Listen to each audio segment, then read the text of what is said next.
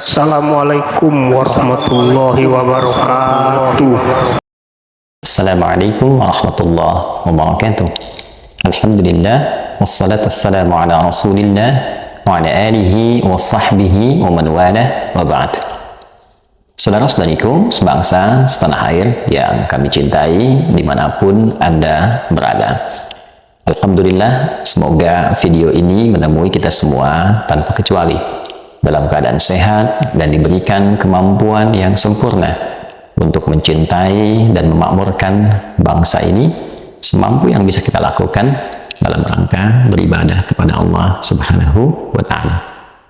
Alhamdulillah, kita yang termasuk ditakdirkan untuk menjadi bagian dari warga negara Kesatuan Republik Indonesia yang kita cintai ini, yang tentunya dalam konteks bernegara, berbangsa, bermasyarakat telah ada aturan bernegara yang disepakati, baik dalam bentuk dasar Pancasila ataupun dalam bentuk turunan undang-undang, khususnya yang mengacu kepada Undang-Undang Dasar tahun 1945 dan turunan-turunannya yang disepakati mengatur tata cara kelola bernegara dan menjalani kehidupan berbangsa, bernegara, dan bermasyarakat.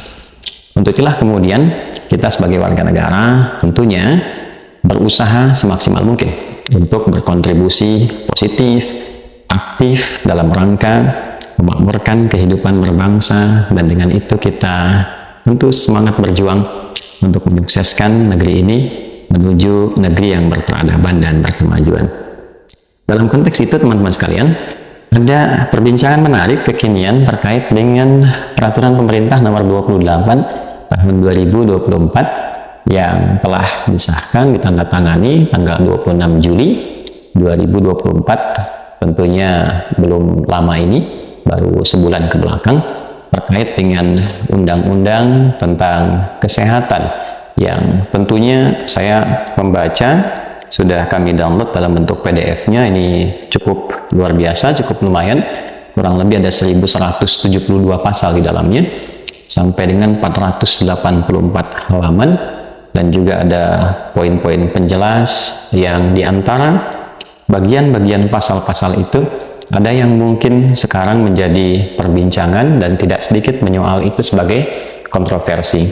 Dalam konteks itulah kita ingin memberikan masukan, dan dalam masukan ini wajar saja bila di masyarakat ada pro dan kontra, yang setuju dengan yang tidak setuju, dan tentunya kesetujuan dan ketidaksetujuan ini tentu harus didasarkan pada argumentasi yang positif, yang membangun dan membawa nilai maslahat sesuai dengan tujuan berbangsa, bernegara, dan tentu menghasilkan keadilan sosial untuk seluruh masyarakat Indonesia.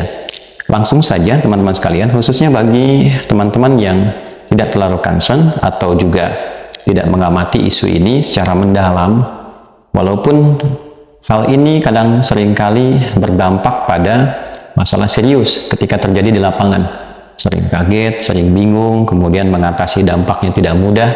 Ternyata dari dasar yang paling utama, kita kurang memberikan perhatian pada dasar peraturannya.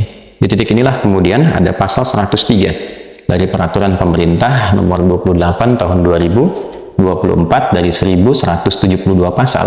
Kita fokus pada pasal 103. Di sini di halaman yang ke-47 ya, kita dapati khususnya 103 ini ada poin 1 sampai dengan poin 5 sebelum mengacu pada pasal 104, dan di bawahnya ada keterangan SK nomor 230547A. Ya, saya bacakan dulu secara singkat nomor 1, lalu saya akan highlight pada poin yang paling penting pada bagian berikutnya. Pasal 103 kemudian nomor 1, upaya kesehatan sistem reproduksi usia sekolah dan remaja sebagaimana dimaksud dalam pasal 101 ayat 1 huruf B, paling sedikit berupa pemberian komunikasi, informasi, dan edukasi serta pelayanan kesehatan reproduksi. Nah, ini jadi saya ingin berikan satu gambaran sedikit bagi teman-teman yang belum menyimak tentang ini, bahwa ada program untuk pemberian komunikasi, informasi, dan edukasi, serta pelayanan kesehatan reproduksi yang menyasar pada 3 target utama. Di antara 3 target ini adalah kalangan anak sekolah dan remaja. Bahkan di pasal sebelumnya kita akan temukan anak-anak dalam usia prasekolah yang dituntun untuk mengetahui tentang bagian organ-organ bagian tubuhnya, khususnya organ-organ yang vital. Nah, dalam konteks ini di pasal 103 ada satu peraturan yang memberikan pedoman dalam konteks tentunya bernegara, berbangsa, bermasyarakat terkait dengan aspek kesehatan. Di sini ada konteks pemberian komunikasi, informasi, dan edukasi serta pelayanan kesehatan reproduksi yang objeknya adalah anak-anak usia sekolah dan remaja. Nah, pada konteks pelayanan kesehatan reproduksi ini kita akan temukan di poin yang keempat dari pasal 103. Bacaannya adalah sebagai berikut supaya kita bisa mengetahui dengan detail. Poin 4, pelayanan kesehatan reproduksi sebagaimana dimaksud pada ayat 1 paling sedikit meliputi. Jadi kalau kita kembali ke nomor 1 tadi, bahwa di sini ada pemberian komunikasi, informasi, edukasi, serta pelayanan kesehatan reproduksi. Nah, poin 2, 3, dan 4 terkait dengan pemberian komunikasi, informasi, kemudian ada edukasi. Jadi pemberian komunikasi, informasi, dan edukasi. Di poin yang keempat ini terkait dengan pelayanan kesehatan reproduksi, turunannya sebagai berikut seperti tadi yang saya bacakan. Pelayanan kesehatan reproduksi sebagaimana dimaksud pada ayat 1 paling sedikit meliputi A, ini poinnya teman-teman, deteksi dini penyakit atau screening, B, pengobatan, C, rehabilitasi, D, konseling, dan E, penyediaan alat kontrasepsi. Nah, di poin 4 bagian E ini barangkali yang menjadi concern kita. Mengapa dalam konteks pelayanan kesehatan reproduksi untuk anak sekolah dan remaja ada poin tentang penyediaan alat kontrasepsi? Dasar pemikirannya apa? Bagaimana kemudian peraturan pemerintah ini disusun dalam konteks melakukan kajian yang tentunya mendalam? Bila kajian ini sekali lagi dilakukan sangat mendalam dan diintegrasikan dengan, karena ini terkait dengan sekolah, tentunya undang-undang pendidikan.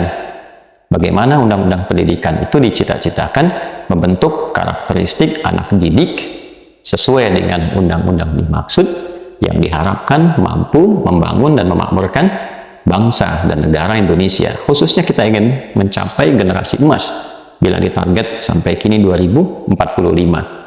Ini korelasinya dengan penyediaan alat kontrasepsi bagaimana?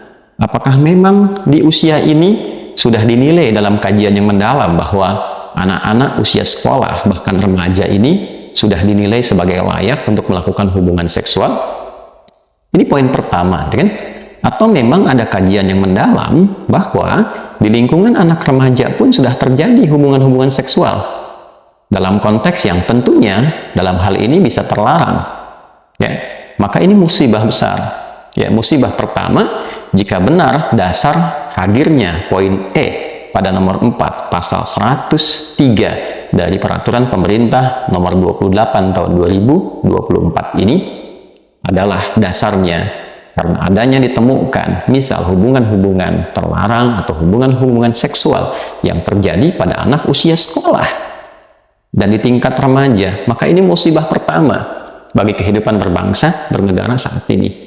Maka pertanyaan pertamanya, bagaimana di sini Kemendikbud khususnya sebagai kementerian yang bertugas untuk menata ya bagian tata kelola pendidikan, kebudayaan yang tentu harus merawat tingkat-tingkat bukan hanya intelektualitas para anak bangsa, calon pemimpin bangsa ini ke depan.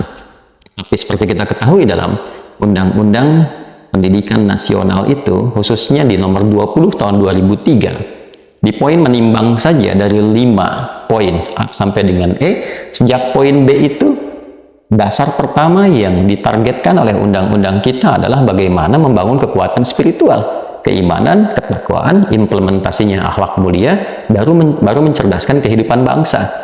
Kalau kita mau sedikit tajamkan lagi, Undang-Undang Dasar 1945 mengamanatkan pemerintah, mengusahakan, menyelenggarakan satu sistem pendidikan nasional yang meningkatkan keimanan dan ketakwaan pada Tuhan Yang Maha Esa serta akhlak mulia. Jadi sebelum mencerdaskan kehidupan bangsa itu ada standar iman, ada standar takwa, dan ini perwujudan dari Pancasila sila pertama, ketuhanan Yang Maha Esa. Jadi bagaimana seorang makhluk bertuhan dari sejak dididik untuk meningkatkan nilai ketuhanannya itu, ya, kebertuhanannya kepada Tuhan Yang Maha Esa dengan cara meningkatkan imannya, meningkatkan takwanya, dan diantara turunan iman dan takwa itu tidak bergaul secara bebas. Dalam bahasa yang lebih tegasnya, tidak berzina. Ya, bagaimana ini disediakan alat-alat kontrasepsi pada usia prasekolah, remaja, yang secara tidak langsung memberikan fasilitas? Ini kan bermasalah. Secara logika kan ini tidak nyambung. Ya, kalau di sini sifatnya hanya perkenalan, ya kan? Kemudian pencegahan misalnya dalam rangka untuk pengenalan. Walaupun di sini masuknya bukan pada pengenalan, pelayanan. Aspeknya pelayanan, pelayanan kesehatan, reproduksi. Kalau sifatnya pelayanan kan bukan komunikasi lagi. Karena komunikasi ada pasal pada pasal yang sama 103 tapi pada poin-poin sebelumnya, poin 2, poin 3. Jadi di sini masuknya pada pelayanan. Kalau pelayanan artinya penyediaan. Ya, kalau penyediaan kan bermasalah. Kalau sifatnya antisipatif kan tidak harus menyediakan. Ya, disampaikan kepada para peserta didik, ya, jangan sampai Anda melakukan pencurian misalnya. Tapi saat yang sama disediakan barang-barang dituliskan boleh dicuri, kan jadi masalah. Kan? Nah, dengan logika yang sama, dengan logika yang sebangun disampaikan bahwa dalam konteks ini jangan sampai di sini terjadi hubungan yang tidak diinginkan, menjaga alat reproduksi, ya kan? Kemudian disampaikan perilaku seksual beresiko dan akibatnya, ya, yang menyimpang dan seterusnya. Nah, ini poin-poin ini, tapi pada saat yang sama dan serupa kemudian diberikan satu pelayanan yang poinnya penyediaan alat kontrasepsi. Ini penting untuk diurai bagian pertama ini, karena tidak senafas dengan tujuan dari Undang-Undang Pendidikan itu sendiri. Ada sesuatu yang menurut kami di sini miss. Ya, jangan katakan bahwa oh ini ustadz bukan pakar hukum, bukan ahli undang-undang. Tidak harus menjadi seorang pakar hukum untuk bisa bernegara dengan baik dan mempelajari undang-undang kita supaya dengan niat tujuan kita bisa bernegara dengan baik. Bagaimana bisa menjadi warga negara yang baik kalau tidak tahu cara menjalaninya? Tentu dalam dasar yang ini secara sederhana kita mempelajari, memahami, dan mengamalkan supaya menjadi warga negara yang baik. Itu kan poinnya. Ya, adapun pakar hukum dia bisa mengkonstruksikan, menjelaskan, menurunkan, lalu menjadi ahli. Ya, dalam konteks ahli itu menjamin nilai-nilai hukum itu terjalankan dengan baik. Ketika ada yang tidak terjalankan dengan baik, dia kemudian meluruskan kembali dan memberikan sebuah langkah edukatif yang terkodifikasikan dalam bentuk ilmu pengetahuan yang digali dengan tujuan-tujuan tertentu. Nah, tapi poin ini adalah dengan penyediaan alat kontrasepsi bagi usia sekolah, ya, dan remaja yang tertuliskan di sini nampaknya layak untuk dipertanyakan. Terlebih kalau kita buka di penjelasan, kan setelah undang-undang kemudian ada turunannya peraturan pemerintah, kan ini undang-undang 17 ya tentang kesehatan tuh. Peraturan pemerintahnya di sini nomor 28 tahun 2024. Setiap selesai menjelaskan tentang pasal-pasalnya, ya, dalam arti mencantumkan pasal 1172 pasal dan ditandatangan di sini oleh Presiden tanggal 26 Juli 2024. Lalu di bawahnya nanti ada setnek, ya, Pak Pratikno tertuliskan, kemudian ada SK di bawahnya itu, ya, yang tertuliskan nomor sekian-sekian, baru kemudian poin penjelasan. Nah, di halaman 19 tentang penjelasan setiap pasal ini keterangannya cukup jelas. Jadi pasal 103, 1 cukup jelas, 2 cukup jelas, semua cukup jelas. Nah, ini yang cukup jelas tentang yang poin E di sini apa? Kecukup jelasannya. Tidak diberikan penjelasan. Ya, jadi kalau ada orang bertanya, siapa objek yang diberikan penyediaan alat kontrasepsi ini? Diberikan di bawahnya penjelasannya cukup jelas. Nah, yang jelas itu apanya? Objeknya siapa, dalam keadaan apa, dalam konteks bagaimana, dan dalam kajian sinergitas dengan undang-undang lain dengan tujuan menghadirkan pendidikan, terutama di negeri yang kita cintai ini, terlihat adanya kontradiksi. Ya, satu sisi ingin meningkatkan iman dan takwa, sisi lain difasilitasi tentang satu benda yang melanggar ketentuan iman dan takwa.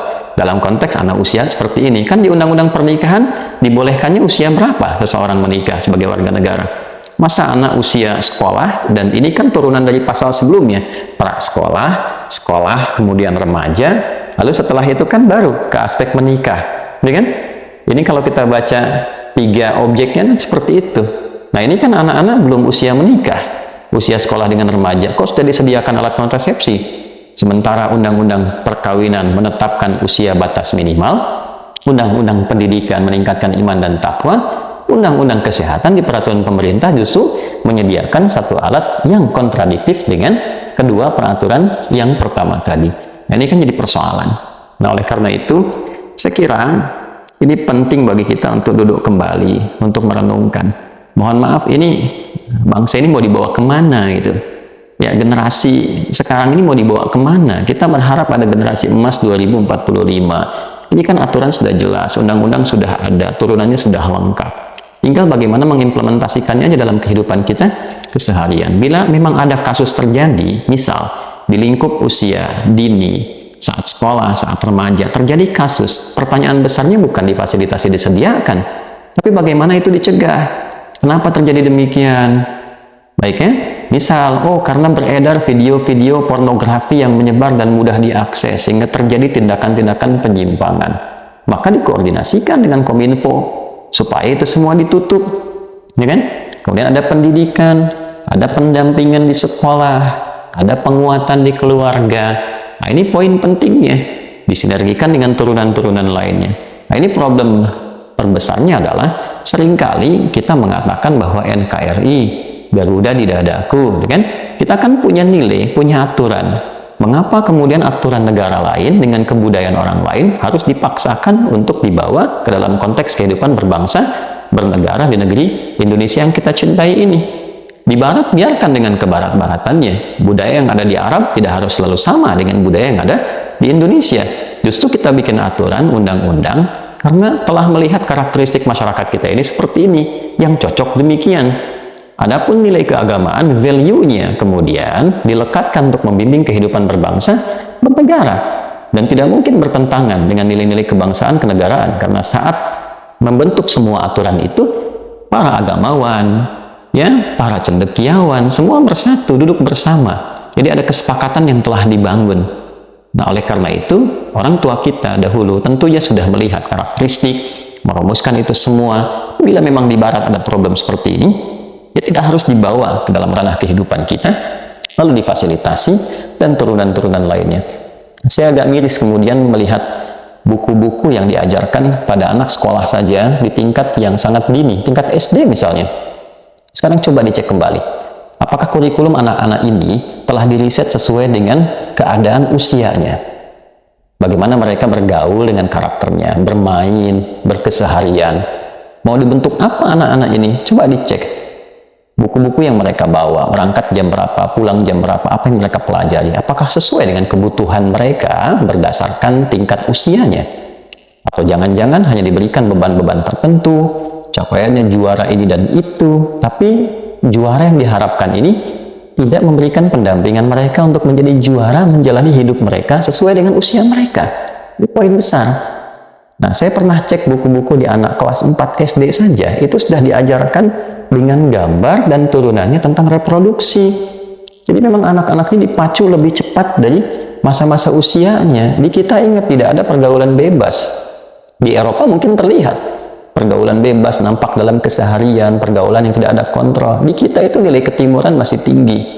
Lalu diberikan buku-buku itu, nah anak-anak kan melejit pemikirannya, imajinasinya, macam-macamnya, dan sebagainya. Jadi persoalan. Dalam saat yang bersamaan mereka mengakses konten-konten di YouTube, handphone masuk ke kantong mereka, maka merubah karakter mereka, tindakan mereka. Lihat cara bicaranya. Ya, geser 10 tahun ke belakang. Bagaimana anak-anak dulu dengan anak-anak sekarang? Dalam berperilaku, bertutur, bersikap, sesuai nggak dengan harapan undang-undang kita? Bahkan di undang-undang pendidikan itu sendiri. Nah, sekarang problemnya muncul lagi, hal demikian seperti dituliskan dalam pasal 103 di Undang-Undang nomor 17 turunan dari PP nomor 28 tahun 2024. Tentu ini adalah poin untuk saling kita bersinergi. ya tidak boleh juga diniatkan untuk menjatuhkan, menjelekkan atau menyoal pihak tertentu, tidak. Tapi ini dalam rangka kita berkontribusi positif, memikirkan bagaimana negara ini nanti akan diisi dan dibangun oleh generasi emas ke depan. Kita yang hadir sekarang tentu akan saling menggantikan. Pemimpin yang sekarang akan digantikan dengan pemimpin berikutnya. Pemimpin berikutnya di masa depan akan lahir lagi yang kemudian. Maka tugas kita menyiapkan generasi terbaik untuk mengisi kehidupan berbangsa dan bernegara. Kalau semua hanya memikirkan tentang keadaan dirinya, membangun dan mengupdate status sosialnya saja tanpa peduli dengan generasi sekarang, yang penting bisa keren, menjawab kebutuhan dunia tapi tidak melihat kebutuhan di lokal kita, maka ini menjadi masalah yang sangat serius dan bom waktu yang ketika meledak itu ledakannya akan banyak merusak dan damage-nya akan menghasilkan goncangan yang sangat tinggi. Oleh karena itu, mari kita semua merenung kembali untuk bersama-sama setidaknya menjelang kemerdekaan ini meresapi dan mendalami pengorbanan para pejuang kita yang telah mengorbankan darah, keringat, air mata, dan segala hal yang mampu dipertaruhkan demi kita merasakan hidup yang nyaman sampai detik ini. Maka dari itu, bila kita tidak mampu berkontribusi positif untuk menjadi pelaku di dalamnya karena kemampuan kita, setidaknya mari kita memberikan ide-ide positif yang dengan niat baik untuk membangun semuanya, tidak untuk menjatuhkan, mencela atau saling menyakiti. Kita saling bersaudara dalam berbangsa bernegara, dan dengan itu semoga dipersatukan dalam kebaikan dan semoga menjadi amal ibadah kita untuk bekal pulang menghadap kepada Allah Subhanahu wa taala. Sekali lagi mohon diperkenankan untuk diperbaiki. Mudah-mudahan kita menjalani dengan baik, saling berkasih sayang, membangun harmoni demi Indonesia tercinta dalam rangka beribadah kepada Allah Subhanahu wa taala. Hidayat. Assalamualaikum warahmatullahi wabarakatuh.